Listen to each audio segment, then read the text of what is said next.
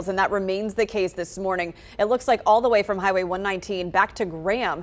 If I back up our map here, you can see these delays. So that is many miles of congestion this morning. Once you pass that wreck, though, near the Mevin outlets, you are good to go heading into Durham, or if you have an early morning flight at RDU, you should be fine, but you do need to tack on some extra time. These roads are wet and the delays are profound this morning. Here's all that green shading on our map showing extensive wet roads this morning, remaining a concern as this rain continues, Ed.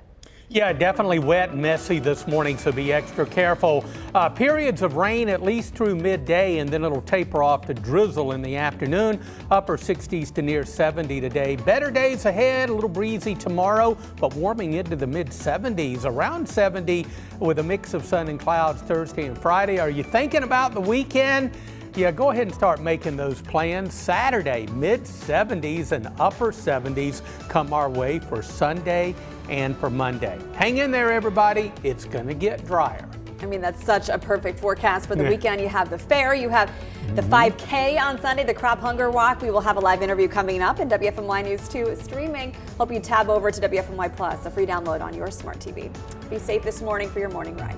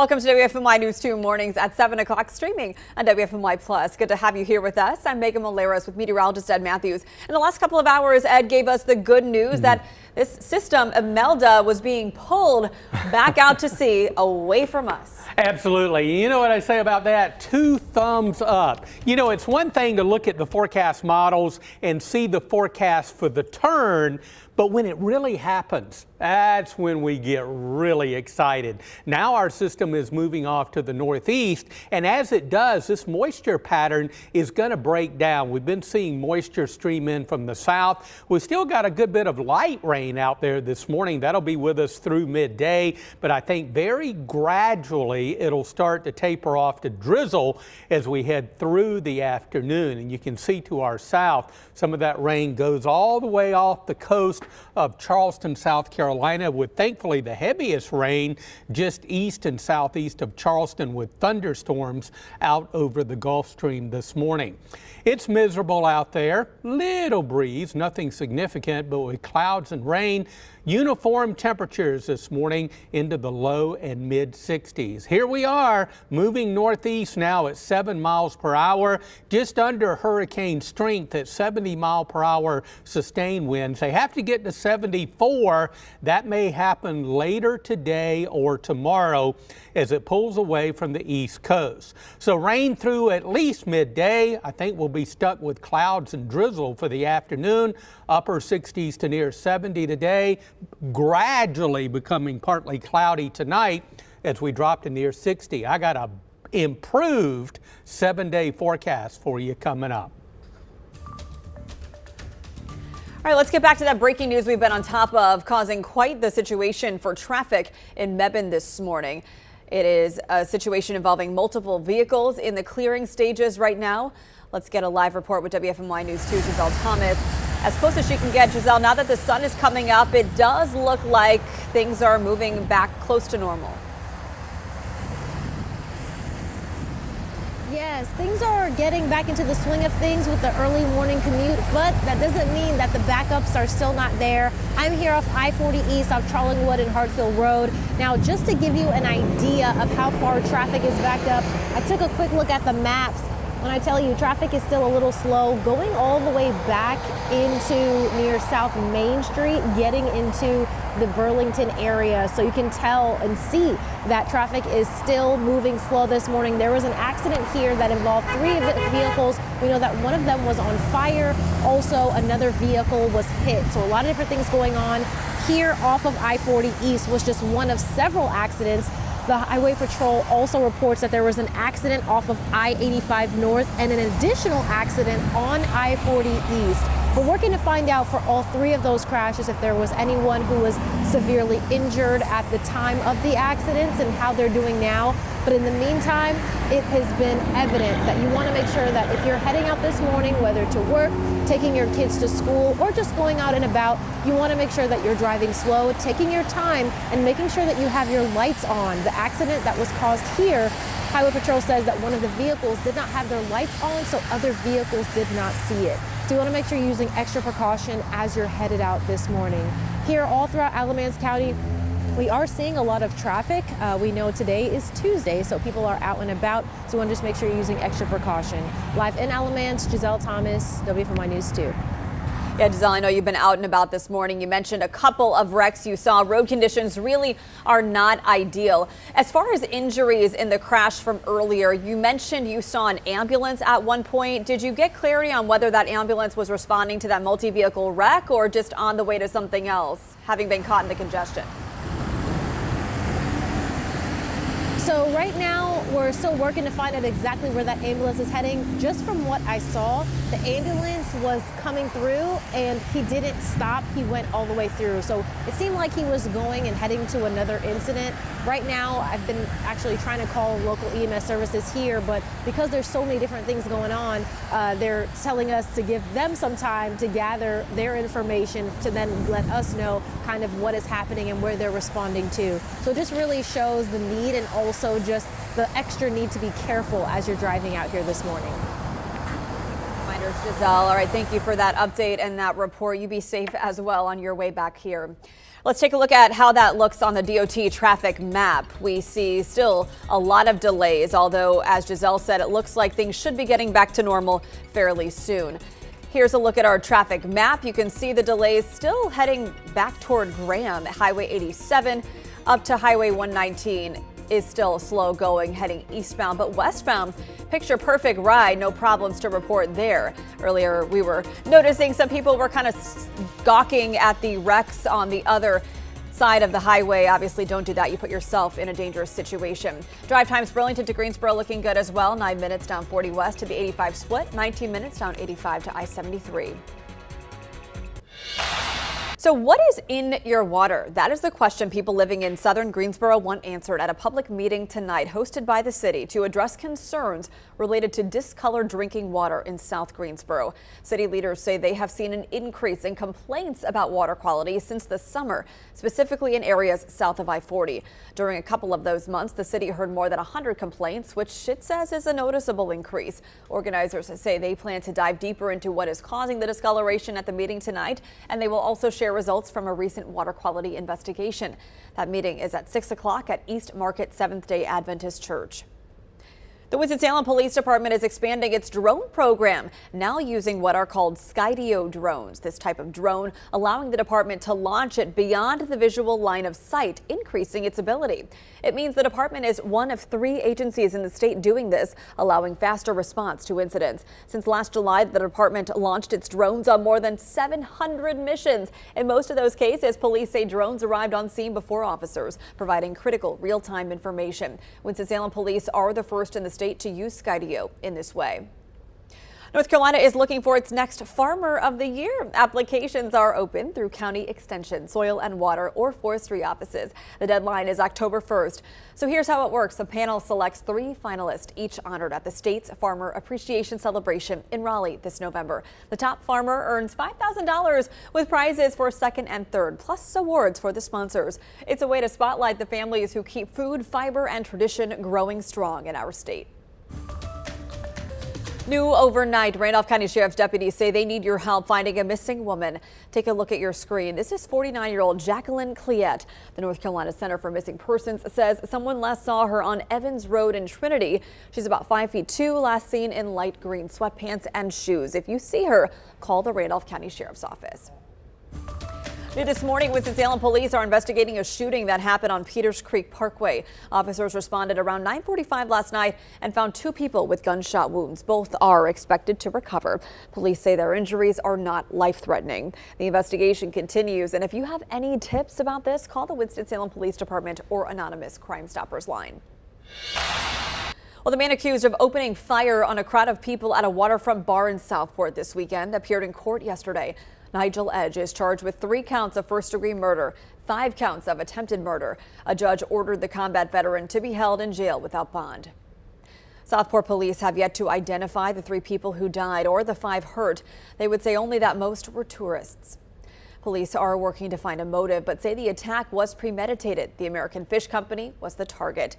Investigators believe this man drove a boat close to shore, shot into the crowd, and then sped off. U.S. Marshals say they arrested him at a nearby loading dock.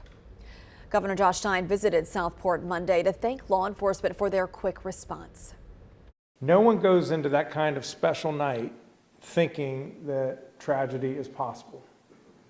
But 2 nights ago here in Brunswick County, of course it happened. It was horrific. I'm heartbroken for the families of the 3 people who lost their lives in this terrible incident. Well, the suspect said he has PTSD. The governor vows to do everything he can to help get help for those struggling with mental health challenges. A Triad native is doing his part to help with the healing process in Southport. WFMY News 2's Hannah Hill met a musician whose melody is going viral. Amazing Grace, a song with a powerful message, performed at the American Fish Company by High Point native Joey Whitaker. Sunday, the popular beach bar, now turned into a memorial, became his stage. That was one of the absolute hardest things I've ever had to do in my life. It was very hard. There was a lot of feeling there. You know what I mean? When I first got there, A man approached me, and the first thing he did was hug me, and I hugged him back. Those emotions felt by both residents and visitors. Greensboro's Pegram family is in town on vacation. As they were getting settled in, they got the alert to stay in place. Police are looking for an active shooter. It's the most peaceful place you can imagine. And it was the setting for the movie Safe Haven. And so for something like this to happen here is just absolutely terrifying. And we just couldn't believe it, that something like this would happen at the place that we vacation every year. Restlessness felt all across the county, including that of Alan Grizzard. He and his friends planned to be at American Fish Saturday night. Thankfully, those plans fell through. It could have been me, and it could have been my buddies instead. So there's a little bit of guilt, but at the same time, I was able to come home to my family, and 3 people were not.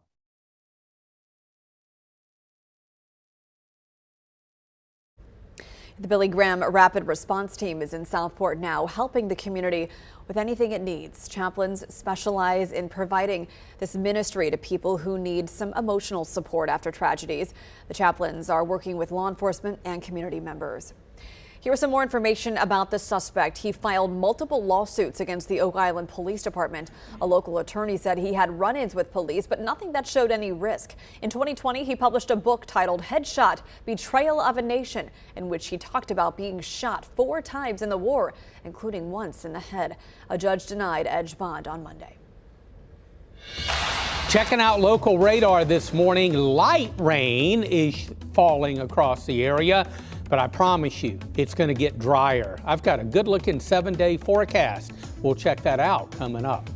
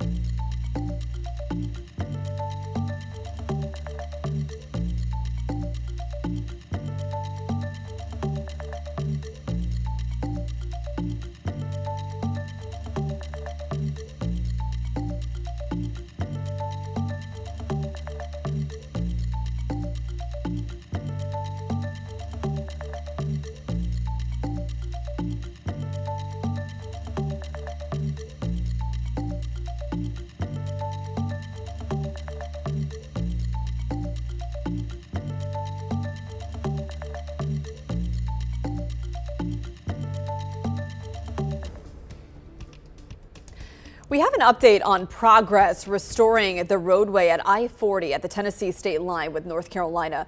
DOT says the goal is to open all lanes at the state line by late 2028. Hurricane Helene, as you know, washed away much of the interstate in that area. There have been some setbacks during construction, and it won't be cheap. DOT says it could cost nearly $5 billion to fully restore roads out west. So far, 40% of repairs are done, costing $1 billion. Temporary lanes are open, but I-40 remains an active construction zone. We do have an update here on something closer to home, weather related. More trails and access points have reopened at Eno River State Park after damage from Tropical Storm Chantal. The river had reached a record 25.6 feet, closing much of the park. Pleasant Green and Cablelands accesses are now open, along with part of the Mountains to Sea Trail. However, several other trails and campsites remain closed, including Cox Mountain and Fanny's Ford, because of severe flood damage. Park officials urge visitors not to cross the river or go under the washed out Coal Mill Road bridge. As our state heads into fall wildfire season, the North Carolina Forest Service is urging residents to reduce risk and prevent wildfires. Human activity is responsible for more than 99% of wildfires, with debris, burning vehicles, and campfires among the top causes. Wildfire activity typically rises from October through early December. From July 1st of last year to June 30th of this year, nearly 5,600 wildfires burned more than 34,000 acres statewide. Well, Imelda has turned to the northeast. That long-awaited turn is finally taking shape now, and that's going to pull the storm away from the southeast coastline. And as it starts to turn, we're going to see this moisture feed that we've had over about the past 24 hours now break down. Now, we're still seeing rain this morning, but it's generally light rain, but enough that you need the umbrella. The trend will be through the day for the rain to gradually diminish, and I mean gradually. We're going to deal with the light rain at least through midday and maybe into early afternoon, but as we go through the afternoon, I think we're going to keep a lot of clouds today, and I wouldn't be a bit surprised if we had areas of drizzle that could be with us into the evening, and then hopefully very gradually becoming partly cloudy overnight tonight. These are rainfall totals since midnight. Just under a quarter of an inch of rain at PTI. Combine that with the quarter inch we had yesterday, just over a half of an inch of rain for this event at PTI. Burlington had nearly an inch of rain yesterday, nearly a quarter this morning. Reidsville has had 4/10 of an inch of rain. It's rained in Winston-Salem. The rain gauge is not working there. And although the rain gauge was working in Wilkesboro yesterday, it hasn't woke up yet this morning. Mount Airy's had just over a quarter of an inch of rain since midnight. Umberto, Category 2 storm, starting to weaken, but it is strong enough to nudge on our tropical storm and turn it to the northeast. Northeast now moving at about 7 miles per hour, just under hurricane strength, sustained winds 70 miles per hour. Those sustained winds have to be 74 miles per hour or higher. That could happen later today or tomorrow. We still expect the system to become a hurricane over the next 24 hours or so. The updated forecast track really hasn't changed, with that nice turn to the east and to the northeast. Again, expected to become a Category 1 storm and maybe a Category 2 storm, but that's okay, because if that happens by that time, the system is going to be way out over the Atlantic Ocean. So the best news I've got for you this morning, the rain is going to gradually taper off late today, and also our storm is finally making that much desired turn to the east and to the northeast. Now, for the short term, moisture is overrunning the stalled front, and that's the reason for our crummy weather here in the Piedmont. But as our two systems move away, that pattern will break down as high pressure builds in. And for Wednesday, Thursday, Friday, the rest of the work week looking dry, and the weekend is looking fantastic. So showers this morning and then some drizzle this afternoon as we keep the clouds near 70 for the high today. Partly cloudy and mid-70s tomorrow, a little cooler Thursday and Friday. Highs up around 70. Look at those morning lows Thursday and Friday, and really even into the weekend. We could even see some upper 40s Thursday and Friday morning. But hey, we're going to warm it into the mid-70s and upper 70s by the weekend.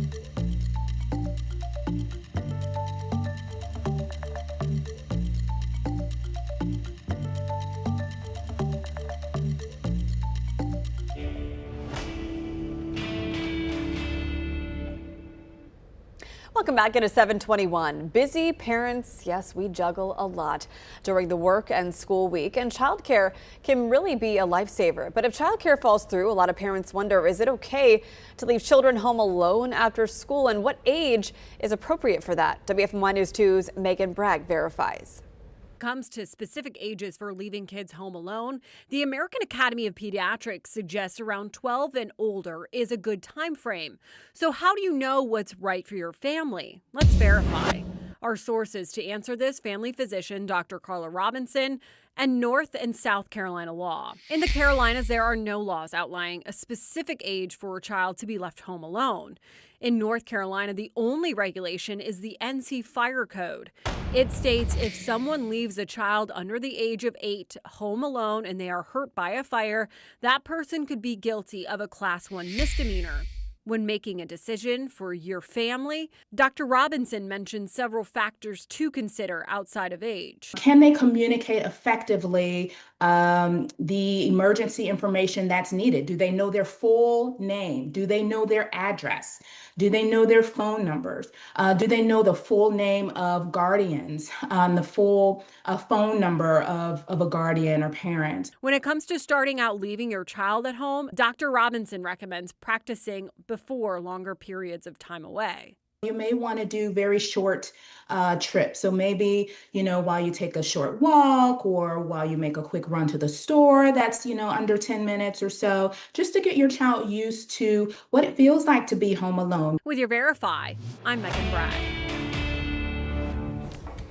Good morning, Piedmont Triad. The time is 7:23 with our tropical storm now turning to the east and to the northeast. We're going to see this moisture feed that's been coming in from the south into our part of the Piedmont now for about 24 hours. That's gradually going to break down. And the rain this morning is really pretty light. So far since midnight, about 1/4 inch of rain out at PTI. So as that breaks down, we're going to start to gradually see improvements. But we look at our forecast model. Of course, we've got the light rain this morning. As we head through the afternoon, I think we're going to deal with some drizzle.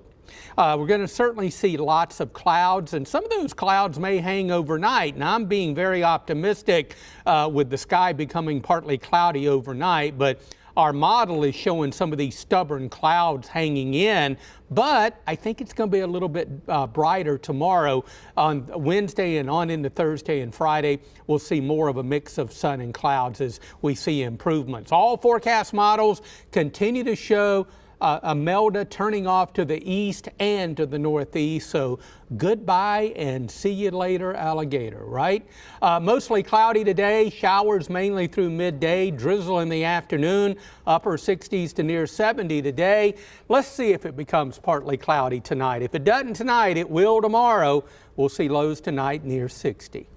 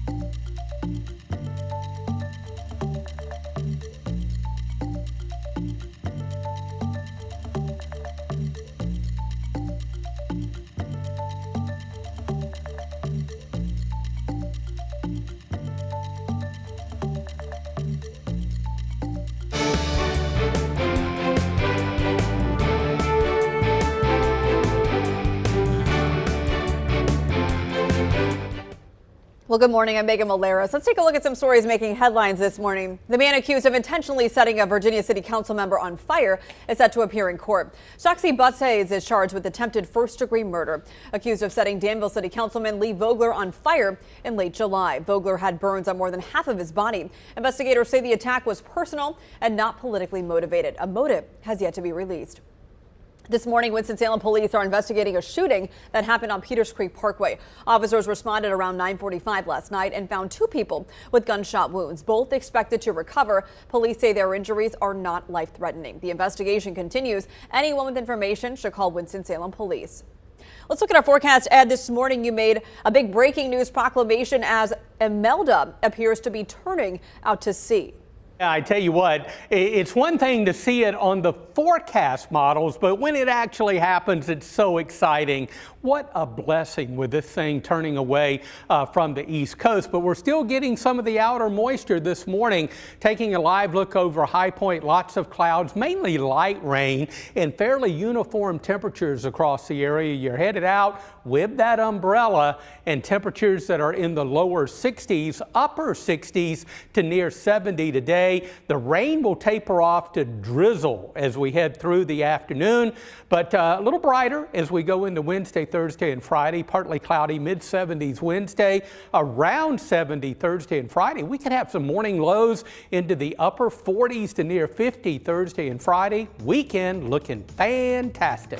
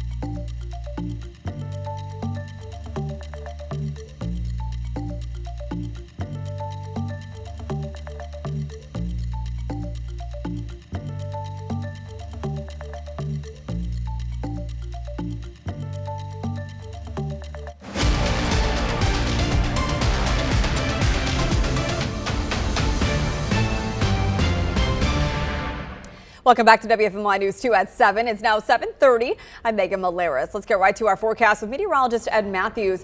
Looking, well, rainy this morning, but it could be worse had this storm not turned out to sea this morning. Oh, absolutely. And you know, the system is still expected to become a hurricane, but the good news this morning I've been sharing with you is that advertised turn to the east and to the northeast began with the 5 a.m. advisory. So we're going to get this thing way off the east coast over the next several days. But we're still getting that tropical moisture. The rain this morning is light, but the roads are wet and it's just messy for the morning commute, and definitely raining hard enough that you need that umbrella. But this moisture feed from the south is starting to break down, and that is important because this rain will gradually break down, but I think we're going to keep a lot of clouds and likely some drizzle as we head through the better part of the afternoon and maybe into the evening before that moves out later on tonight. Very uniform temperature pattern across the area with the clouds and rain. You're headed out with temperatures generally into the low and mid 60s.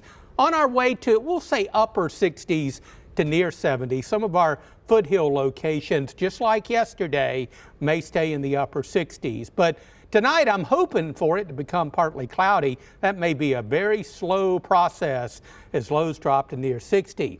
Drier days ahead. I'll share that 7-day forecast with you coming up.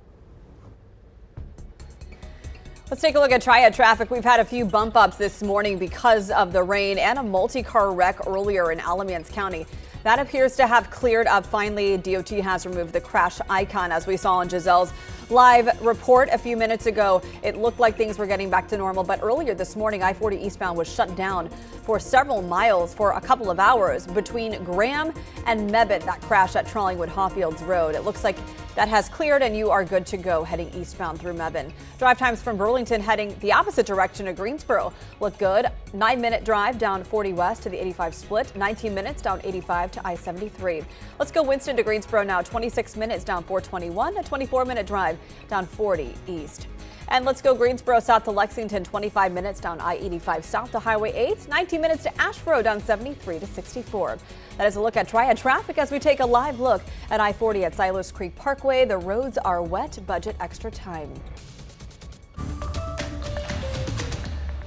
Let's get to what's happening in court today. The man accused of intentionally setting a Virginia City Councilman on fire is set to appear before a judge. Shotzi Buckhays is charged with attempted first-degree murder, accused of setting Danville City Councilman Lee Vogler on fire in late July. Vogler had burns on more than half of his body. Investigators say the attack was personal and not politically motivated. A motive has yet to be released. Now to a developing story about a Triad couple accused of interfering in a child sex abuse investigation. Deputies say Benjamin Myers was a Davidson County EMT and his wife Jennifer Myers, a police officer in Brookford near Hickory.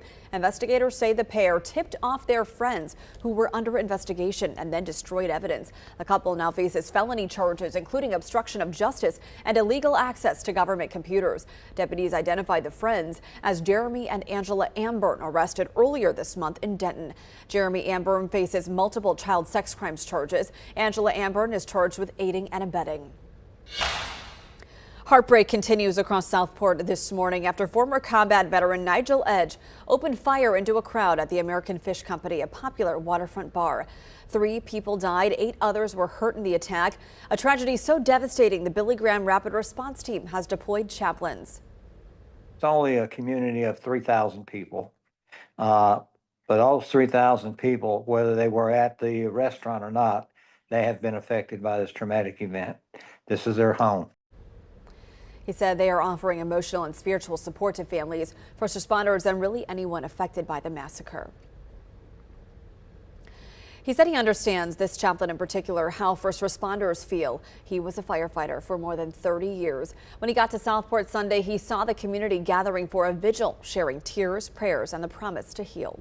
Southport will still continue its grieving process as investigators look for a motive in this case. Meanwhile, the bar posted to social media it is closed indefinitely to grieve and seek healing. It ended this post with, quote, "God bless Southport."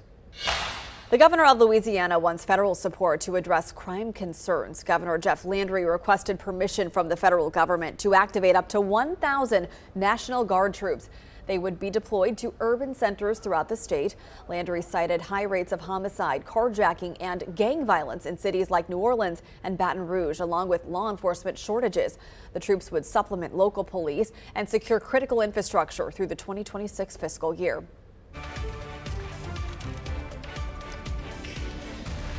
We are in the midst of a looming government shutdown. Parts of the federal government could turn off the lights around midnight Eastern time tonight because of a funding impasse centered on the cost of health care. Amy Kiley reports on how a shutdown might affect all of us. Millions and millions of lives will be upended. The federal government could shut down tonight and Americans could feel the impact. That's unless Congress reaches an agreement by midnight. I think we're headed to a shutdown because the Democrats won't do the right thing. Sticking points remain. Democrats want to undo recent Medicaid cuts and preserve certain Obamacare subsidies. They also want to make it harder for the president to cut funds Congress has approved. This relates to the well-being and the health of the American people. In a shutdown, non-essential federal employees face furloughs. For Americans, that might affect customer service, paperwork, national parks, food inspections, and more. The White House is even threatening to fire some workers. The federal workforce is already shrinking rapidly, down by 97,000 jobs. Social Security payments will continue, but the timing could be confusing. Today, an unrelated executive order is ending paper government checks.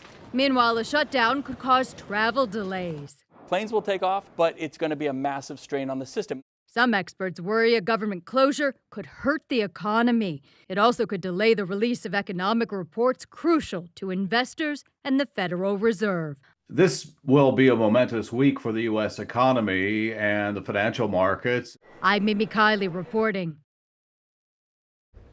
YouTube has worked out a financial settlement with President Trump over his suspension from the social media platform. YouTube suspended the president toward the end of his first term after the January 6th attack on the U.S. Capitol, saying Trump's post about the riot risked inciting further violence.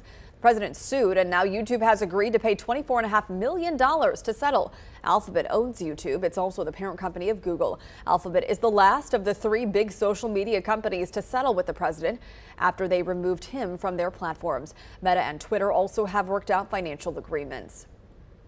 A positive update out of Grand Blanc, Michigan, the site of a gunman opening fire at a church, and then he set it ablaze. Authorities in Michigan say search crews did not find any additional bodies inside of the Church of Jesus Christ of Latter-day Saints chapel.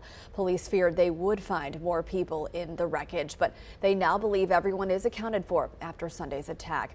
Investigators are now focusing on what motivated the former Marine accused in this attack to ram a pickup truck into the church. The suspect died in an exchange of gunfire with two officers. 8 people are being treated at a hospital, including 5 with gunshot wounds. Back here at home, if you're in Lexington today, you might notice some extra smoke in the air. The fire department is doing live fire training. It could mean a large law enforcement presence. The training happens on Hargrave Road from 8 to 3 today.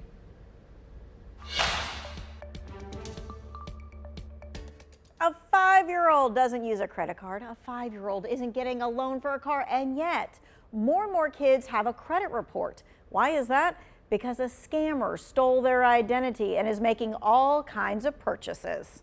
According to the Federal Trade Commission, about 2% of the U.S. identity theft reports in 2025 so far have involved children under the age of 19.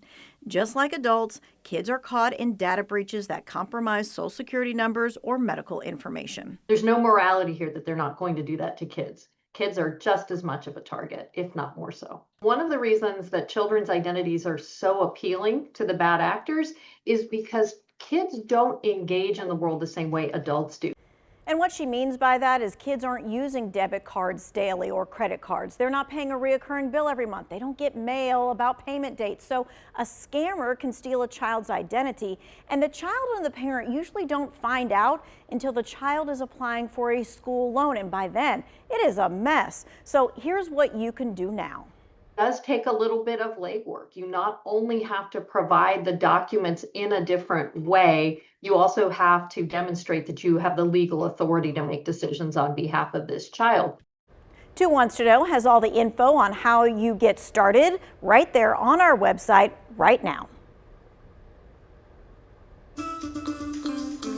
Every consumer, no matter what the age or how much money you make, you need to protect your identity. One of the easiest ways is to shred any documents you no longer need that have your Social Security, your account numbers, your medical ID number on them. Instead of doing it one by one. Do it all at once at the WFMY News 2 Shredathon. You pack up your documents, you drive through the shred.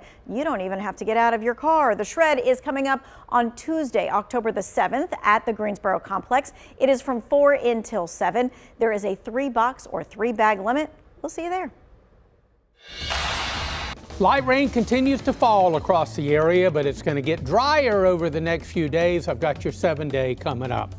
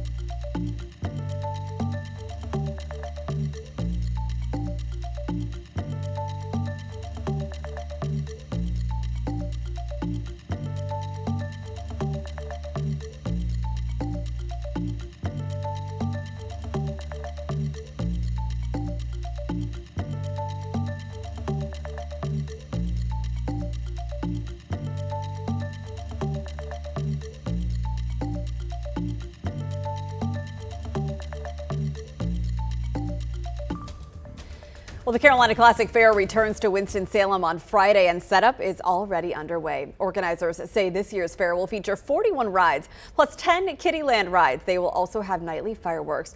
Among the changes this year is a clear bag policy. Bags can be searched, so be careful about that.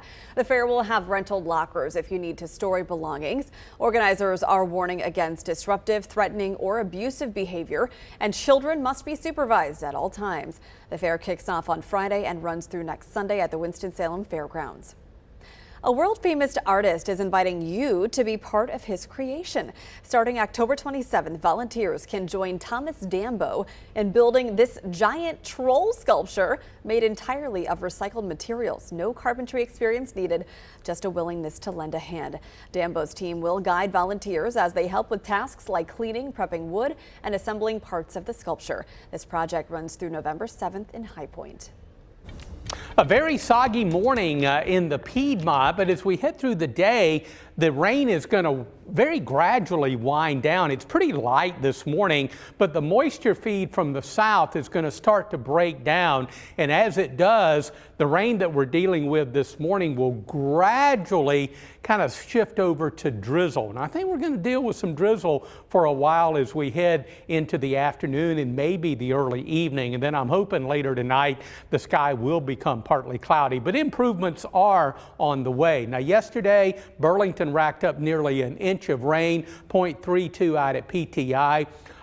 The rain gauge not working in Winston-Salem. I wish it would start working so I wouldn't have to say that every time I show this graphic. But anyway, it rained in Winston-Salem yesterday. We know that. 0.16 in the rain gauge over at Reedsville yesterday. So far this morning, 0.4 of an inch of rain over at Reedsville, about 1/4 of an inch. That means out at PTI, roughly just over 1/2 of an inch of rain for this rain event.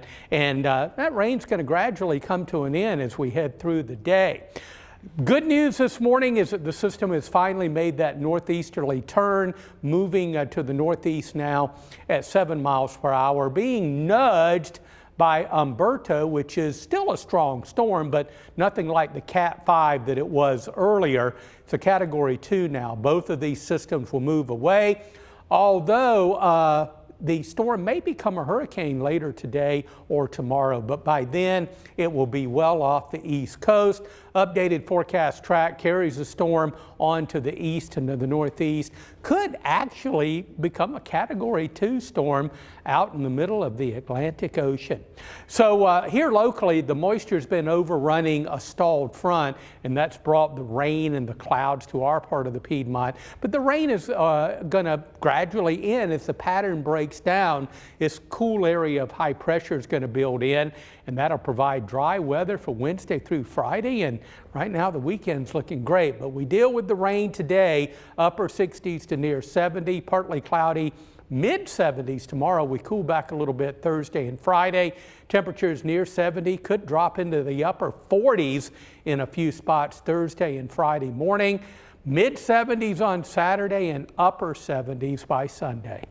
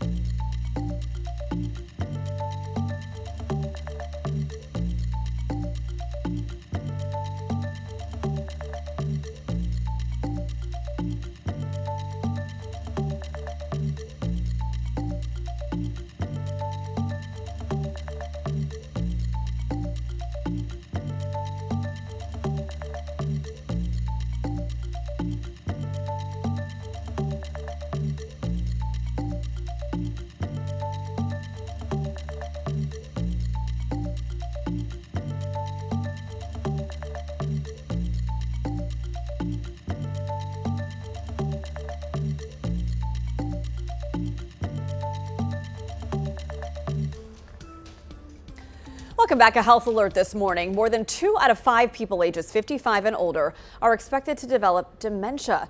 And the CDC is calling it a public health crisis. The cause remains a mystery, and the search for clues took CBS's Mark Strassman to McAllen, Texas. When was the last time that we saw you? And Dr. Gladys Maestre, South Texas has a national authority on memory loss. You complained about your memory. The Rio Grande Valley needs one. Buenas. For years, Maestre has studied dementia here by going door to door. Everywhere I go, people will pull me and say, my mother, my sister, I have a memory problem. Her study's results astounded her. How significant is the dementia issue here? Close to 20% of people over 65. The national numbers are around 12%. But your sense is that number is actually higher. We probably should be looking at almost twice. 40% of this community. Yeah. Maestre is looking at genetic factors, health issues such as diabetes, pollution, and generational issues, including trauma and poverty. Why it's happening here is unclear, but the impact is unmistakable. Thank you. We were introduced to David and Donna Johonet, childhood sweethearts. I was 15 and she was 13. Love at first sight? Yes. Try to draw a clock. But at 71, Donna's worsening dementia has brought them to Dr. Maestre's clinic. You remember, a clock is like a circle. She can't recall the shape of a circle.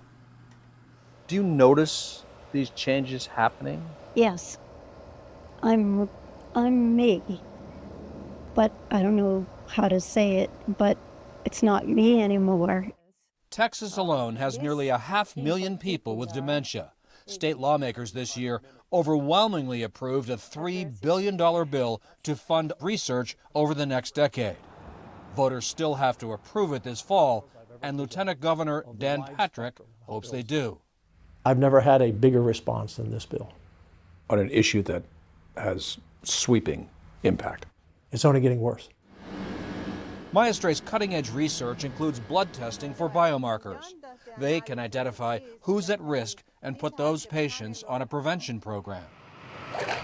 For now, David and Donna Jahonet feel as though they've waded into a darkening drama. What is it you're looking for at this point? How can we make the quality of life that we have now last? Their life romance deserves a memory lane. You okay? Yeah. For Iron American, I'm Mark Strassman in McAllen, Texas.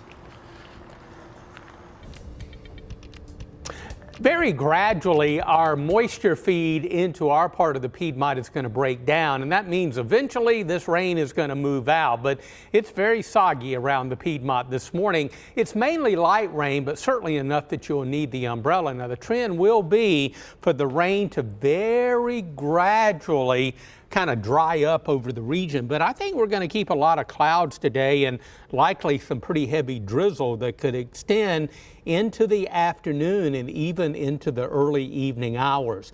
Temperatures are okay this morning, a little cool out there with the dampness. Temperatures are generally into the low and mid 60s. Our forecast model says some low 70s. We'll see. I don't expect any sun today, so I think just like yesterday, some of our communities, especially out over the foothills, could stay in the upper 60s. So we'll say upper 60s to right near 70, with the main showers this morning and then drizzle in the afternoon.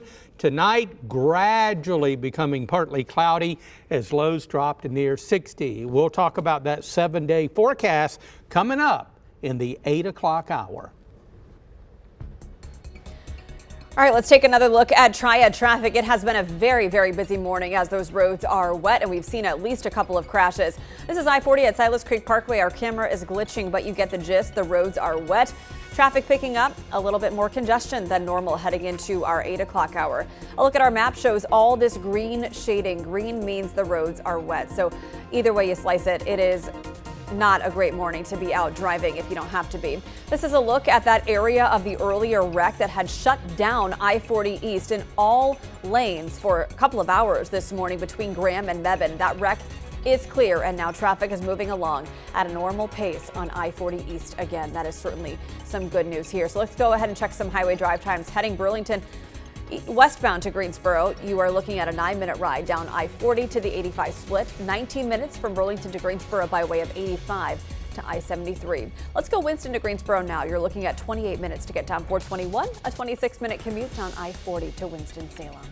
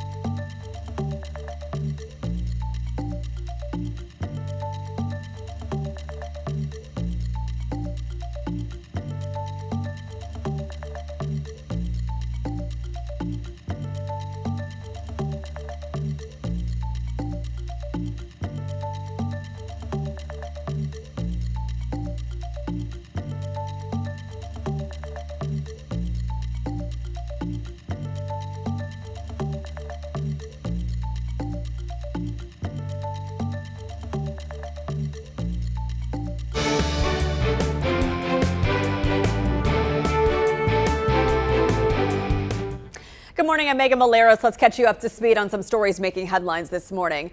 And we'll start with this. The city of Greensboro is holding a public meeting to address why some people are experiencing discolored water in South Greensboro. City leaders say they have seen a rise in the number of complaints about water quality since the summer, specifically in neighborhoods south of I-40. During those couple of months, the city said it heard more than 100 complaints, which is unusual. Organizers say they plan to dive deeper into what's causing the discoloration and share results from a recent water quality investigation. That meeting is tonight at 6 at East Market Seventh-day Adventist Church. The Winston-Salem Police Department is expanding its drone program with new Skydio drones able to fly beyond visual lines of sight. That makes Winston-Salem Police one of only 3 agencies in the state using this technology, allowing faster response to incidents. Since last July, drones have been deployed on more than 700 missions, often arriving before officers and providing critical real-time information. Winston-Salem Police are the first in the state to use Skydio in this way.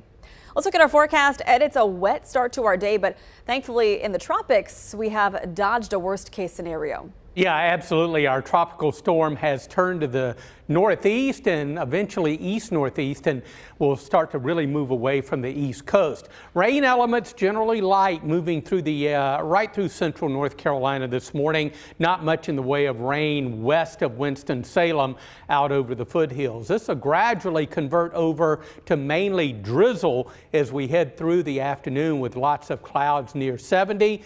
Dry weather for Wednesday and through the weekend.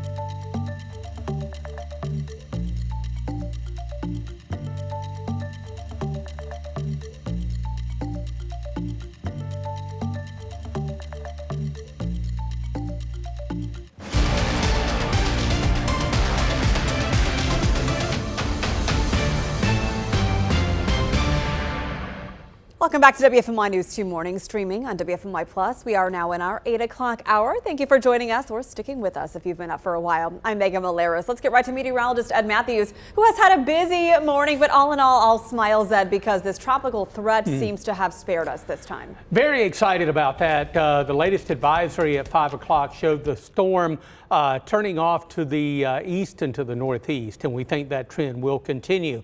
But still, we're getting a moisture feed into the area, but I think that feed is going to break down, and as it does, this light rain that we're dealing with this morning will gradually shift over to mainly clouds and drizzly conditions for the afternoon, but that could extend into the evening hours. You can see that moisture continues to stream in from the south, but again, that feed is expected to really break down. So that's when we'll start to see some very gradual improvements. It's not a pretty morning in the Piedmont. As we look at our weather cam network, we're seeing lots of clouds across the area. Temperature is fairly uniform into the lower 60s. Upper 60s to near 70. Best chance of rain through midday. Afternoon drizzle. Some of that drizzle could linger into the evening, but I think very gradually it'll become partly cloudy as we go through the overnight period with a low near 60. 7-day forecast coming up in just a minute. All right, let's check in on Triad roadways. Bottom line, they are wet all across the board this morning. All this green shading you see here on our map indicates some ponding on the roads. It looks like, though, our biggest threat of the morning, which we reported earlier on WFMY News 2 Mornings. If you were with us, we were live at the scene of a wreck that shut down all eastbound lanes of I-40 in Mebane near Challingwood-Hawfields Road, not far from the Tanger outlets. It was backed up. Traffic was all the way to 87. So it looks like all of that has cleared. Traffic is back up to normal speed on I-40 eastbound. You should be good to go if you are heading out past Mebane to Durham or RDU this morning. This is a wider view of our map. Currently crash free, but there are just pockets of delays as people slow down heading into the peak morning rush. Let's go ahead and take a look at our DOT highway drive times. Burlington to Greensboro, you're looking at a 9-minute ride down 40 west to the 85 split, 19 minutes down 85 to I-73. Here's another look at Winston-Salem to Greensboro. Good to go by way of 421 or I-40. Speeds are a little slower than normal, no surprise, as people take it easy out there with the rain this morning. That's a look at Triad traffic. New overnight, Randolph County Sheriff's deputies say they need your help finding a missing woman who could have a cognitive impairment. This is 49-year-old Jacqueline Cliette. The North Carolina Center for Missing Persons says someone last saw her on Evans Road in Trinity. She's about 5'2" and last seen wearing light green sweatpants and shoes. If you see her, call the Randolph County Sheriff's Office. New this morning, Winston-Salem police are investigating a shooting that happened on Peters Creek Parkway last night. Officers responded around 9:45 and found 2 people with gunshot wounds. Both are expected to recover. Police say their injuries are non-life-threatening. This investigation is still underway. Anyone with information should call Winston-Salem police. The man accused of opening fire on a crowd of people at a waterfront bar in Southport appeared in court yesterday. Nigel Edge is charged with 3 counts of first-degree murder and 5 counts of attempted murder. A judge ordered the combat veteran to be held without bond.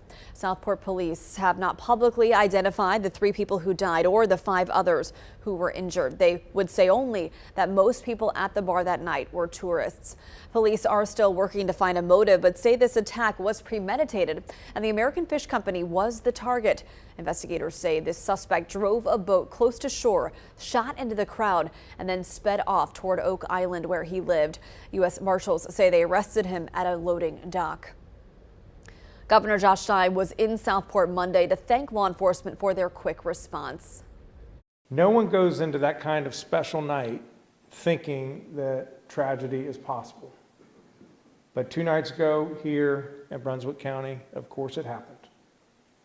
It was horrific. I'm heartbroken for the families of the 3 people who lost their lives in this terrible incident. The suspect said he has PTSD. The governor vows to do everything he can to help get help for those struggling with mental health. A Triad native is doing his part to help with the healing process in Southport. WFMY News 2's Hannah Hill met a musician whose melody is going viral. Amazing Grace, a song with a powerful message, performed at the American Fish Company by High Point native Joey Whitaker. Sunday, the popular beach bar, now turned into a memorial, became his stage. That was one of the absolute hardest things I've ever had to do in my life. It was very hard. There was a lot of feeling there. You know what I mean? When I first got there, a man approached me and the first thing he did was hug me, and I hugged him back.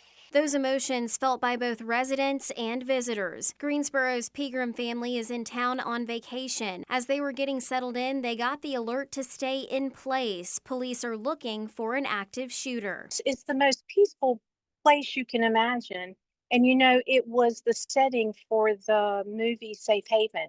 And so for something like this to happen here is just absolutely terrifying. And we just couldn't believe it, that something like this would happen at the place that we vacation every year. Restlessness felt all across the county, including that of Alan Grizzard. He and his friends planned to be at American Fish Saturday night. Thankfully, those plans fell through. It could have been me, and it could have been my buddies instead. So there's a little bit of guilt, but at the same time, I was able to come home to my family, and 3 people were not. Yeah, such a sad situation there. I have family members in the area, and they describe this place as such a fun place to just hang out with friends, relax, and dance on a weekend night. Well, the Billy Graham Rapid Response Team is in Southport now, helping the community heal. Those chaplains are working specifically with community members and with law enforcement who responded that night. Here is some more information we are uncovering about the suspect. He filed multiple lawsuits against the Oak Island Police Department. A local attorney said he had run-ins with police, but nothing that showed any risks. In 2020, he published a book titled Headshot: Betrayal of a Nation, where he talked about being shot 4 times in the war, including once in the head. A judge denied Edge bond on Monday. Over the summer, you might have noticed shared services prices increasing. That's because the state just started enforcing its transportation commerce tax. And a Triad woman says the tax is helping her business grow. All the Above Transportation Services LLC is a small Black-owned business in Winston-Salem. Its owner, Letitia Evans, said she has seen a spike in more than 50% of people requesting her services. Evans said her business has been around about 2.5 years and is a private transportation company in the Triad. Over the summer, the state kicked off its transportation commerce tax, charging a 1.5 tax rate for an exclusive ride service and 1% for a shared ride service. The tax mostly affects taxis or ride apps. Evans said she has options for customers who need help covering that cost. Prices are already stayed in stone, so most of our customers are loyal and appreciate our convenience and our flexible budgets, like far as the ones that can't pay, or we have some type of financial assistance for certain ones. We have GoFundMe for the ones that need help as well. Evans said she also transports a lot of students to school. She said she wants reliability to be at the forefront of her business and her community. Are you dealing with discolored water in Greensboro by chance? The city is hosting a public meeting tonight to talk to you about concerns related to discolored drinking water in South Greensboro. City leaders say they have seen a jump in complaints with about 100 or more since the summer months. Organizers say they plan to dive deeper into what's causing the discoloration and share the results from a recent water quality investigation. That meeting is tonight at 6 at East Market Seventh-day Adventist Church. The Winston-Salem Police Department is expanding its drone program using what are called Skydio drones. This type of drone allowing the department to launch it beyond the visual line of sight, increasing its ability. It means the department is one of 3 agencies in the state doing so, allowing faster response to incidents. Since last July, the department has launched its drones on more than 700 missions. In most of those cases, police say drones arrived on scene before officers did, providing critical real-time information. Winston-Salem police are the first in the state to use Skydio this way. North Carolina is looking for its next Farmer of the Year. Applications are open now through County Extension, Soil and Water or Forestry offices. The deadline is October 1st. A panel selects 3 finalists, each honored at the state's Farmer Appreciation Celebration in Raleigh this November. The top farmer earns $5,000 with prizes for second and third, plus awards for the sponsors. It's a way to spotlight the families who keep food, fiber, and tradition growing strong across our state.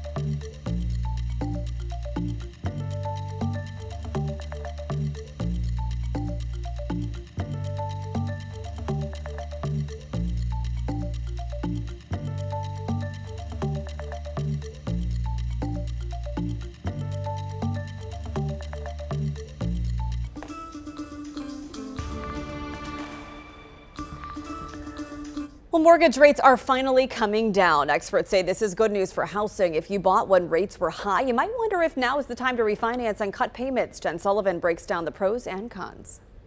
The American dream of owning a home has remained just a dream for many potential buyers as the reality of high prices and high interest rates has shut them out. The elevated mortgage rate reduced the transaction activity. Lawrence Yoon with the National Association of Realtors says home sale prices aren't likely to come down anytime soon, but lower interest rates will make owning a home a little more affordable. As of last week, a 30-year fixed mortgage rate was 6.3% according to Freddie Mac.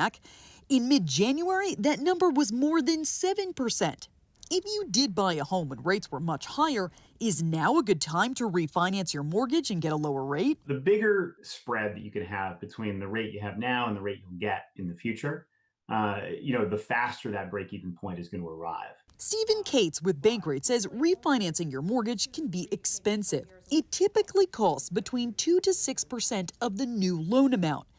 Then there's closing fees. Bankrate came up with this list breaking down just how much you can expect in other costs. You're going to be doing a lot of work because essentially you're rerunning an entire contract for your home. Kate says you have to really crunch the numbers, and it may be better to wait until rates come down more. You may be slightly worse off financially in terms of, the net benefit to you over the next few months or even few years. If you do want to refinance, Cates recommends shopping around for the best rate. You don't have to stay with your current lender. And make sure your credit score is good. The higher your score, the better rate you'll likely get. For Consumer Watch, I'm Jen Sullivan. The time is 14 minutes after 8. Light rain continues to fall across the area. Boy, it is a messy morning and a messy commute as you head to work. So if you haven't left the house yet, obviously you need the umbrella and you need to pack your patience as well and be extra careful. The rain not particularly heavy, although over Person County in Roxboro, a little pocket there, that's shifting into Virginia. But for the most part, the rain is fairly light, but enough that you'll need the umbrella really for the better part of the day, even though this is going to start to wind down midday and through the afternoon. I think we're going to be stuck with a good bit of drizzle and certainly a lot of clouds as we head through the afternoon. But the moisture feed that we have had over 24 hours is starting to break down. And as it does, this rain will start to break down. But again, lots of clouds and drizzle will be with us maybe even into the evening hours. Yesterday, Burlington got nearly an inch of rain, 3/10 out at PTI. No, we did have rain in Winston-Salem. Gauge is not working there. 0.32 over at Statesville. Look at Danville, just over a half of an inch of rain. Those numbers for yesterday. So far this morning, 0.45 at Reedsville, 0.22 over at Burlington, 0.23 here in Greensboro. Western areas not getting much rain at all. Of course, this moisture has been coming in from the coastal region. Look at this. We got a hurricane now, Category 1 hurricane with the 8 o'clock advisory, maximum winds at 75 miles per hour, making it a Category 1. But the important news this morning and the good news is the fact that it's made a northeasterly turn, and that track to the northeast continues with the 8 o'clock advisory. So starting to get kind of tugged on by Umberto. So this system is going to continue to track on to the east and to the northeast.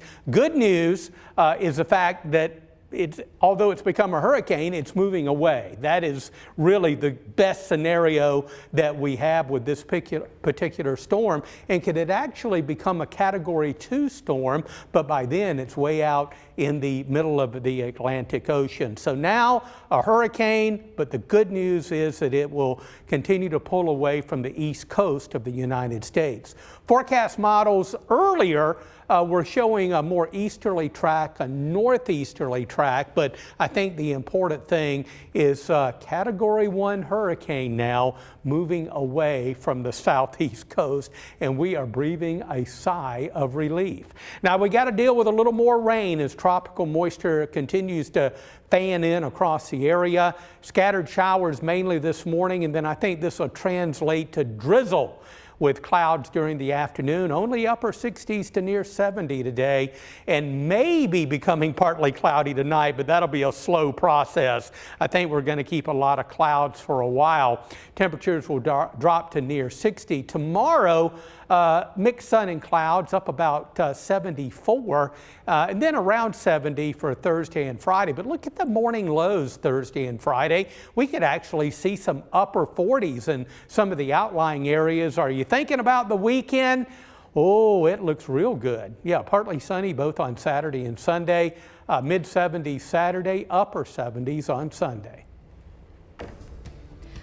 All right, we have an update on the progress being made to reopen I-40 at the Tennessee state line. DOT says the goal is to open all lanes by late 2028, which is still 3 years away. Hurricane Helene washed away much of the interstate in that area, but there have been other setbacks during construction to repair it. The cost will not be cheap. DOT says it could cost nearly $5 billion to fully restore roads out west. So far, 40% of the repairs are done, costing $1 billion. Temporary lanes are back open, but I-40 remains an active construction site. There are more trails and access points reopening at Eno River State Park after damage from Tropical Storm Chantal. That river had reached a record 25.6 feet, shutting down much of the park. Pleasant Green and Cablelands accesses are now open, along with parts of the mountains to Sea Trail. However, several other trails and campsites are still closed, including Cox Mountain and Fanny's Ford, because of severe flood damage. Park officials urge you not to cross the river or go under the washed-out Coal Mill Road Bridge. Meanwhile, another threat is already on the horizon heading into fall. The North Carolina Forest Service is urging residents to reduce risk and prevent wildfires. Human activity is responsible for 99% of wildfires, with debris burning, vehicles, and campfires among the causes. Wildfire activity typically rises from October through early December. From July 1st of last year to June 30th this year, nearly 5,600 wildfires burned more than 34,000 acres statewide.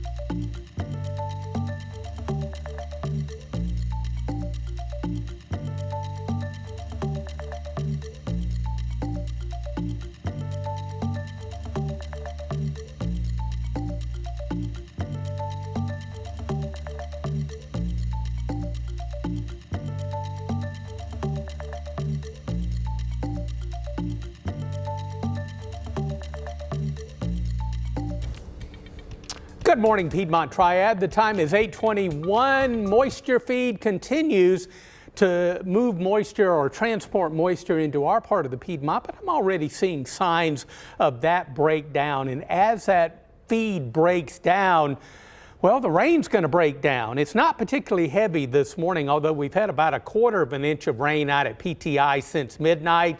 And for this event, we've had just over 1/2 of an inch of rain. Now, Burlington's had over an inch of rain over the past 24 hours, and we'll take a closer look at those rainfall amounts for yesterday and so far today coming up in just a few minutes. But the showers will be with us at least through midday, and then I think a transition to a good bit of drizzle that may be with us for the afternoon and into the evening. I really don't see any sun today. I think the clouds are going to hang tough. The latest breaking weather information with the 8 a.m. intermediate advisory, the storm is now a Category 1 hurricane. 75 mile per hour sustained winds. That's bad news, but the good news is it has made that turn to the northeast, and with the updated advisory still trucking off to the northeast at about 7 miles per hour. So starting to get a little tug from Umberto, and this system will continue to move away. We'll have a new updated forecast track coming up at 11 o'clock, but it's looking really like this system will continue to move away from the East Coast, and that's a great thing given the fact that it's now a hurricane.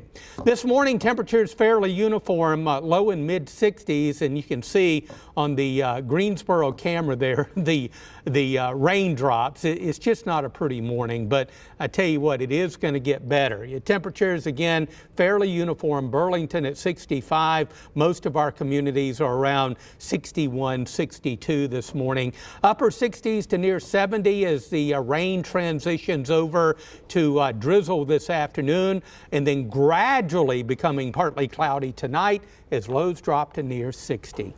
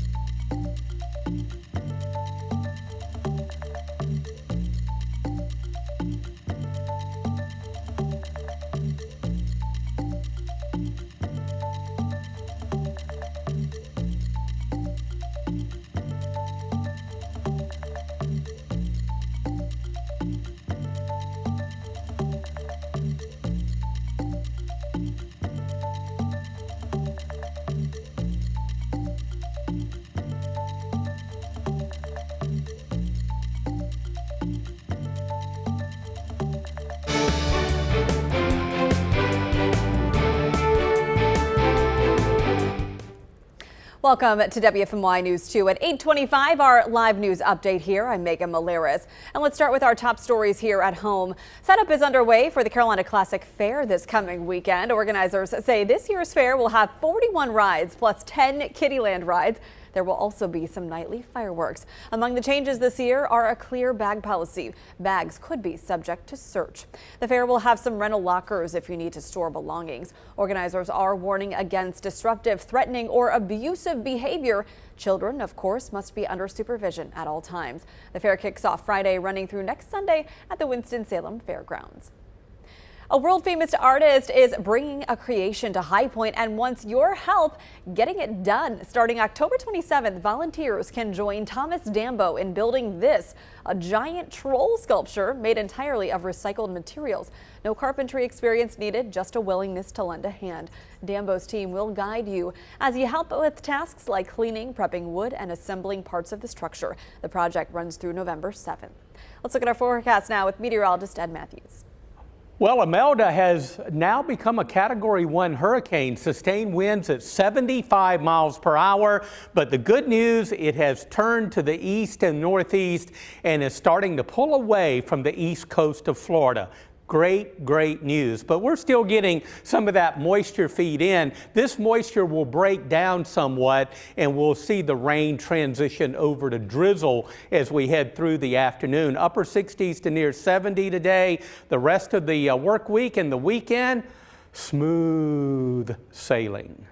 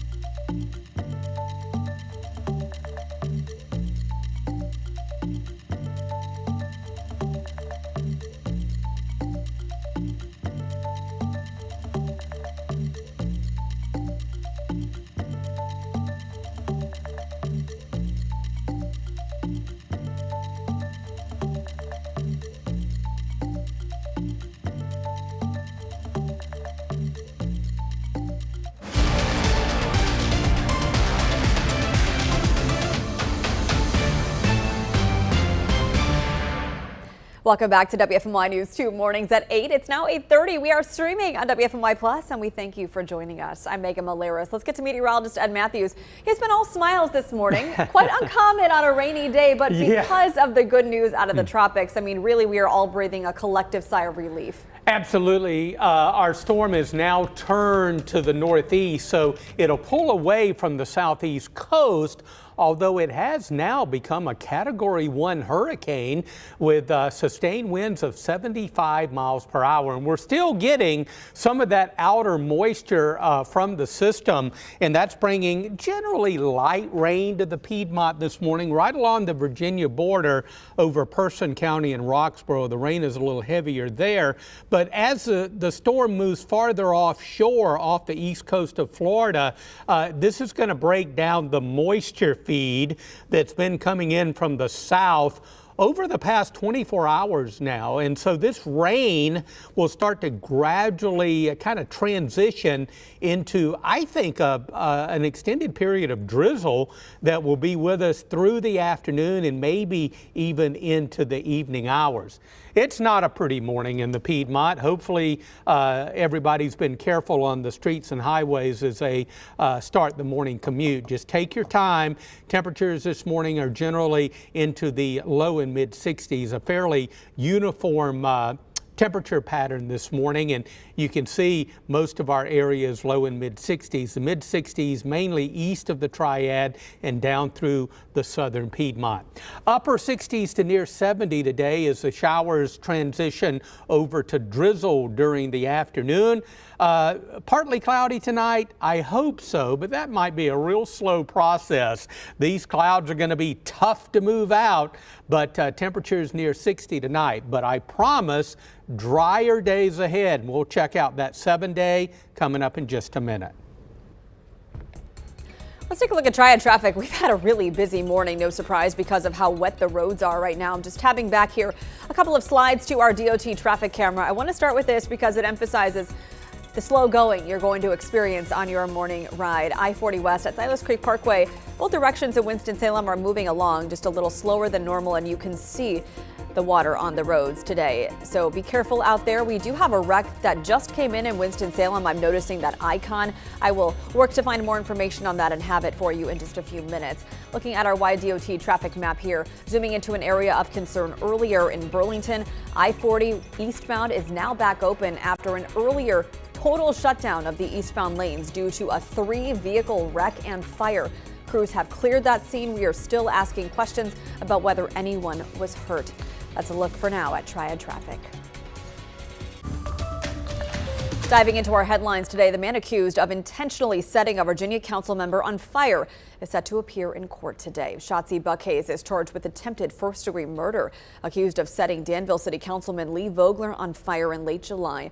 Vogler had burns on more than half of his body. Investigators say the attack was personal and not politically motivated. A motive has not been released. Now to a developing story about a Triad couple, both former public servants accused of interfering in a child sex abuse investigation. Deputies allege Benjamin Myers was a Davidson County EMT and his wife Jennifer a police officer in Brookford near Hickory. And investigators say the pair tipped off friends who were under the investigation and then destroyed evidence. The couple now faces felony charges, including obstruction of justice and illegal access to government computers. Deputies identified the friends as Jeremy and Angela Amburn, who were arrested earlier this month in Denton. Jeremy Amburn faces multiple child sex crime charges. Angela Amburn charged with aiding and abetting. The Louisiana governor wants support to address crime concerns. Governor Jeff Landry requested permission from the federal government to activate up to 1,000 National Guard troops. They would be deployed to urban centers throughout the state. Landry cited high risks of homicide, carjacking, and gang violence in cities like New Orleans and Baton Rouge, along with law enforcement shortages. The troops would supplement local police and secure critical infrastructure through the 2026 fiscal year. If anything on your to-do list involves Uncle Sam, you better get it done today, just in case. Parts of the federal government could shut down at midnight tonight because of a funding impasse centered on the cost of health care. Amy Kiley reports on how a shutdown might affect all of us. Millions and millions of lives will be upended. The federal government could shut down tonight and Americans could feel the impact. That's unless Congress reaches an agreement by midnight.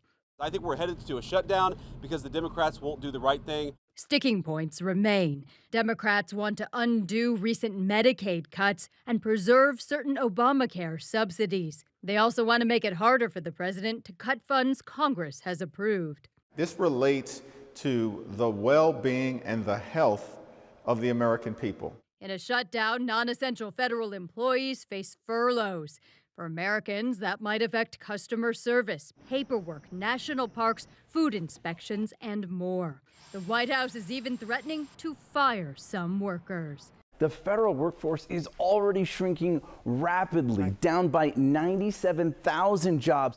Social Security payments will continue, but the timing could be confusing. Today, an unrelated executive order is ending paper government checks. Meanwhile, a shutdown could cause travel delays. Planes will take off, but it's going to be a massive strain on the system. Some experts worry a government closure could hurt the economy. It also could delay the release of economic reports crucial to investors and the Federal Reserve. This will be a momentous week for the U.S. economy and the financial markets. I'm Mimi Kiley reporting. All right, so we'll wait to see what happens with that. Meanwhile, YouTube has worked out a financial settlement with President Trump over his suspension from social media platforms. YouTube suspended the president toward the end of his first term after the January 6th riot at the U.S. Capitol, saying Trump's post about it risked inciting further violence. The president sued YouTube, and now YouTube has agreed to pay $24.5 million to settle. Alphabet owns YouTube. It's also the parent company of Google.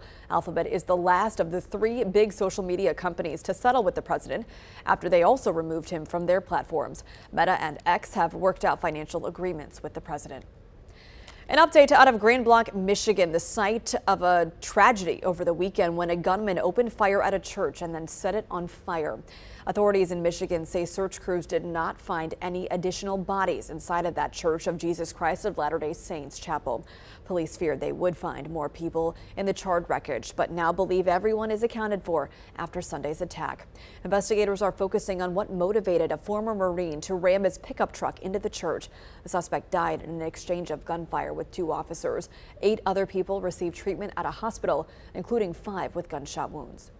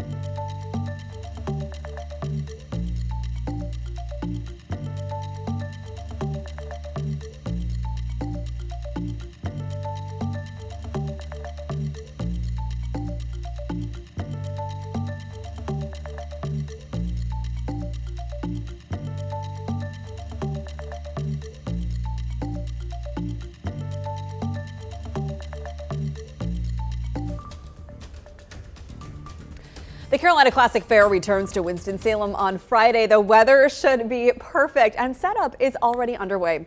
Organizers say this year's fair will feature 41 rides plus 10 Kiddieland rides. They will also have nightly fireworks. Among the changes this year with safety is a clear bag policy. Bags can be searched. The fair will also have rental lockers if you need to store your belongings. Organizers are warning against disruptive, threatening, or abusive behavior, and children must be supervised at all times. The fair kicks off Friday and runs through next Sunday at the Winston-Salem Fairgrounds. A world-famous artist is asking you for help bringing this to High Point. Starting October 27th, volunteers can join Thomas Dambo in building this giant troll sculpture made entirely of recycled materials. No carpentry experience needed, just a willingness to lend a hand. Dambo's team will guide volunteers as they help with tasks like cleaning, prepping wood, and assembling parts of the structure. The project runs through November 7th. The various colors on our radar tell us the rain rate. Of course, when we see the yellow, orange, and red, we've got, some real heavy downpours. Light green means light rain, and I'm seeing more of that light green on the radar. We got one little spot where we see the dark green, so a little steadier rain up around Person County and Roxboro. That is lifting into southern Virginia. So I'm already seeing signs that this deep layer moisture feed that we've had for over 24 hours now is starting to break down. So we'll see these showers very gradually wind down, but I think as we head through the afternoon, we're going to keep a lot of clouds. I doubt if we're going to see any sunshine at all today, and I think we're going to get stuck into a drizzly pattern as we head through the afternoon, and that could extend into the evening hours. Any partial clearing tonight would be very, very slow. Yesterday, nearly an inch of rain in Burlington, 0.32 at PTI, 0.13 at Lexington. Not much in the way of rainfall as you head out over the mountains and foothills. Obviously, this moisture coming in from the East Coast. So far this morning, nearly a half of an inch of rain up at Reedsville, and about a quarter of an inch of rain not only in Greensboro, but over at Burlington as well. Siler City, 0.24 inches of rain there, and 0.29 over at Mount Airy. Well, our system has finally become a hurricane. Imelda, a Category 1 hurricane, sustained winds at 75 miles per hour. Over the next several days, it's forecast to get a little bit stronger and may become a Category 2 storm. By then, it will be well off the East Coast, because what we have all been waiting for is this turn to the northeast.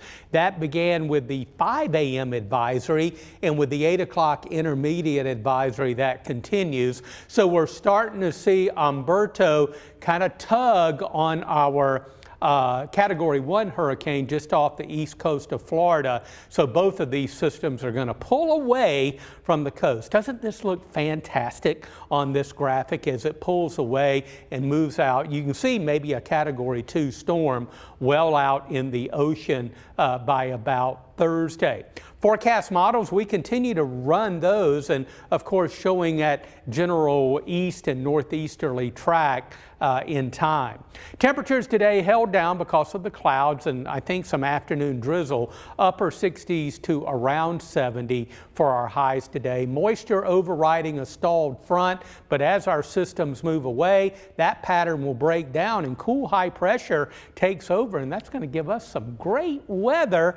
I think it'll begin tomorrow. Today, clouds and showers and then afternoon drizzle, upper 60s to near 70, partly cloudy. Maybe it's going to take a while to become partly cloudy with all these clouds. Near 60 for the overnight low, mid 70s. Nice day tomorrow, sun and clouds. Near 70 on Thursday and Friday. Weekend looks real nice, partly sunny and mid and upper 70s.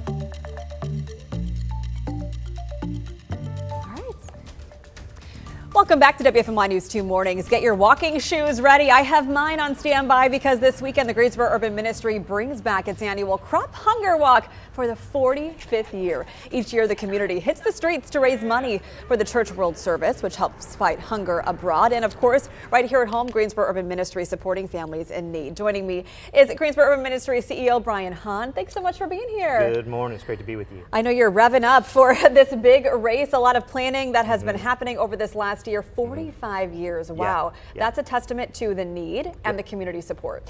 Yeah, this is an incredible event. We've been doing it a long time. It's actually the 5th largest in the nation. We've raised over $6 million with all this walking, and so we're just thrilled for the community to come out and help us and support what we do. And we should have good weather for this year's Crop Hunger Walk. Ed Matthews assures me it's going to be a lot better than what we have today. Let's dive into the need a little bit. We've heard reports of a huge increase in demand at services for the Greensboro Urban Ministry with the pantry and the daily hot meals you provide. That's right. So just to give you an idea, in Guilford County, about 15% of our population is food insecure. That's nearly 82,000 folks. It's even more in Center City, places like Greensboro. We have 2 primarily food operations, our Potter's House Community Kitchen. Just last month, we served over 17,000 meals. That's nearly 600 meals a day. And then our Client Choice Pantry, we're serving as many as 150 households. Those are families a day. So we're moving, give or take, about 100,000 pounds of food a month. What are the contributing factors to this increase? Is it like changes to WIC? Is it higher inflation, grocery prices, all of the above? All of the above. I mean, our folks generally are working, doing the best they can to put the food on the table for their kids and for their families. They're making hard choices about rent, gas.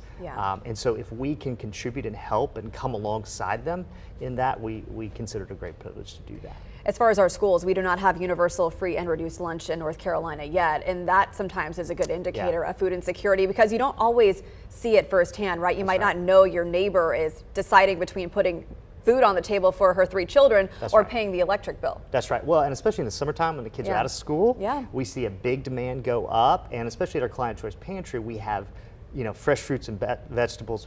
They get to choose, they get to shop for what they need. And so when they can make healthy choices, we have folks that tell us sometimes they actually lose weight because they're eating healthier and their kids are getting the best foods for themselves. Well, unfortunately, it's a reality. Healthy food is the most expensive. I mean, I was at the grocery store the other day and saw a $10 thing of blueberries. One of the healthiest things you can eat is also the most expensive and perishable. So that's obviously a concern. You also have support from community partners, right? Like some of the big box stores that donate?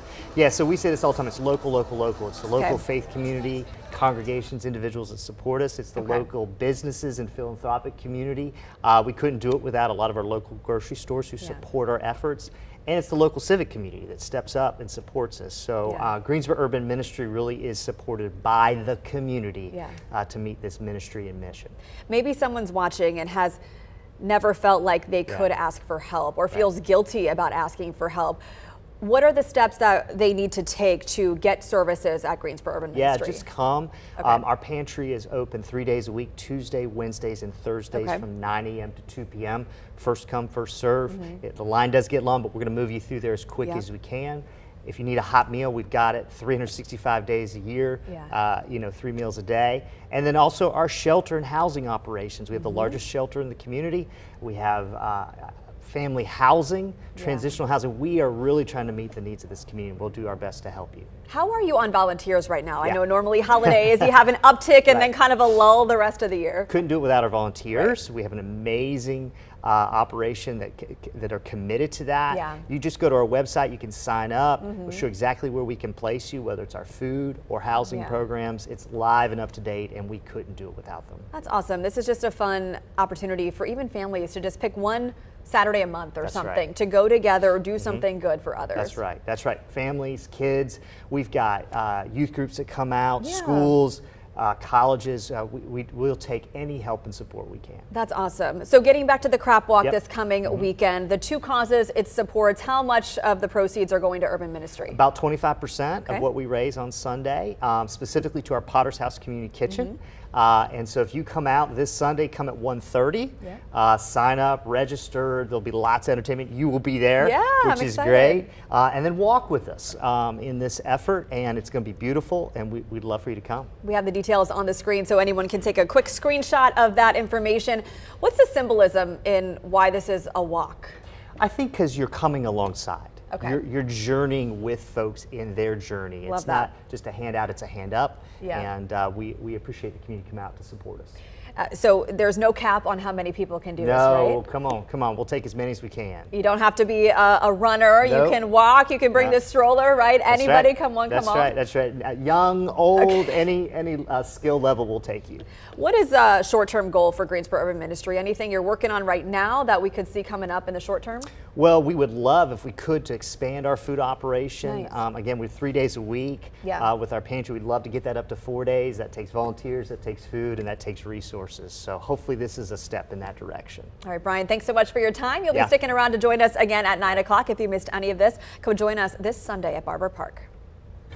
The time is 8:52. We're keeping a sharp eye on radar as we continue to see light rain across the area this morning. I'm seeing more of that light green on the radar, and that tells us that the rain is lightening up. A little darker there along the Virginia border. Roxboro and Person counties getting a little steadier rain, but this moisture feed continues to break down, and this rain that we're dealing with this morning will transition over to mainly a drizzly afternoon, upper 60s to near 70 today, hopefully becoming partly cloudy tonight, but it may take a while for these clouds to partially clear out, near 60 for the overnight low. Nice day Wednesday, warming to 74. We're going to love that. And then Thursday and Friday around 70 for the high, but we chill into the upper 40s to near 50. Are you thinking about the weekend? It looks real good. Temperatures on Saturday, mid 70s, upper 70s on Sunday.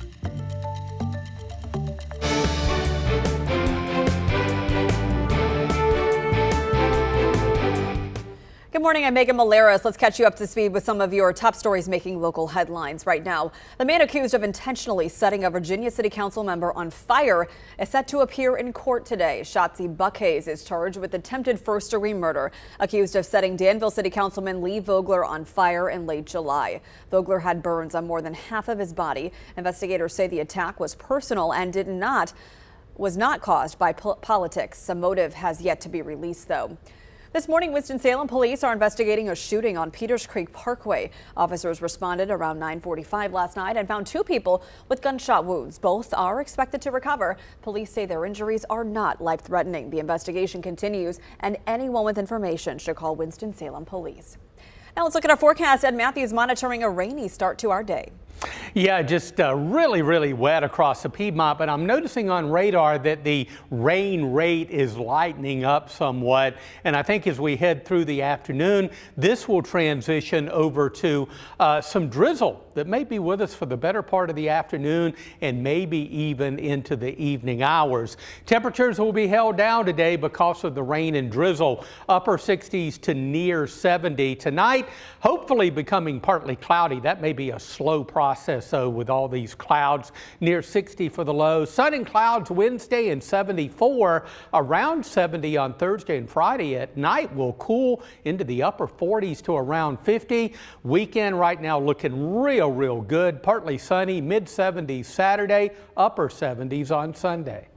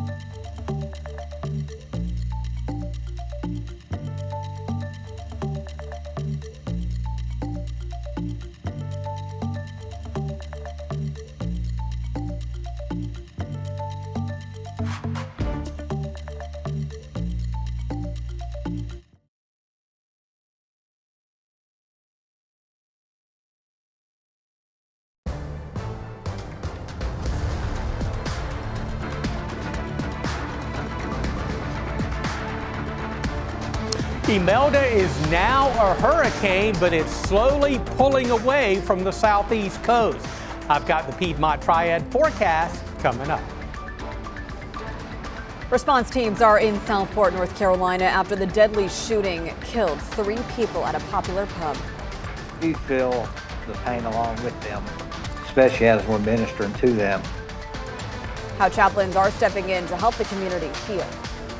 And later, Winston-Salem police deploy new advanced drones, how they are helping improve enforcement.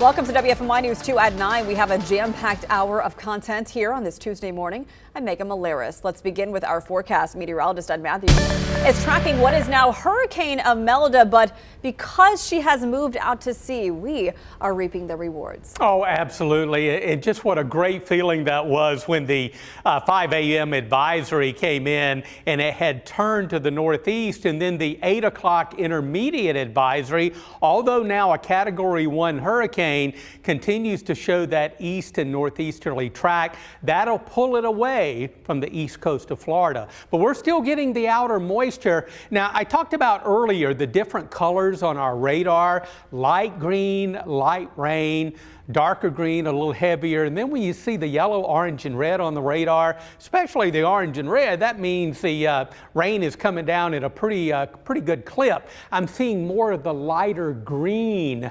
So we're starting to see the rain, very light, transition over to drizzle. And I think that's going to be the story as we head through the afternoon. We're kind of cutting off this moisture feed. That heavy rain is off the coast of South Carolina. I'm keeping an eye on that. That'll stay well south of our area, but note that that moisture feed is starting to dry up a little bit as our now hurricane starts to slowly pull away from the east coast. Lots of clouds across the area. Temperatures are generally into the low and mid 60s, and you can see the latest information tracking off to the northeast at 7 miles per hour. Sustained winds at 75. That makes it a Category 1 hurricane. Today, extra clouds across the area. Showers will transition into drizzle for the afternoon, upper 60s to near 70. Gradually becoming partly cloudy tonight with a low of 60. 7-day forecast. It looks good. I'll show you coming up in a minute. All right, let's take a look at a situation in Mebane where traffic is finally flowing again after an earlier 3-car wreck backed up traffic eastbound for miles as all of the eastbound lanes shut down. WFMY News 2 was there as crews got on scene and worked to tow away the affected cars. DOT said this all happened after a car stalled in one of the lanes, and then there was a chain reaction wreck. One of the cars caught fire. It all happened near Trollingwood-Hawfields Road and mile marker 152. Highway Patrol said that car initially that caused the wreck had no lights on. Patrol said there was no injury response, but could not confirm if there was anyone initially transported. Crews did remove all the wrecked cars, and now those lanes are back open. This morning, Winston-Salem police say 2 people are recovering from injuries after a shooting last night on Peters Creek Parkway by the Honda dealership. Police say officers found 2 people shot, both expected to survive. Police have not released any information about a suspect or what motivated this shooting. You can contact Crime Stoppers if you know anything. The man accused of intentionally setting a Virginia City Council member on fire is set to appear in court again. Police charged Shotzi Buckhays with attempted first-degree murder. They accuse him of setting Danville City Councilman Lee Vogler on fire in late July. Vogler had burns on more than half of his body. Investigators say the attack was personal, not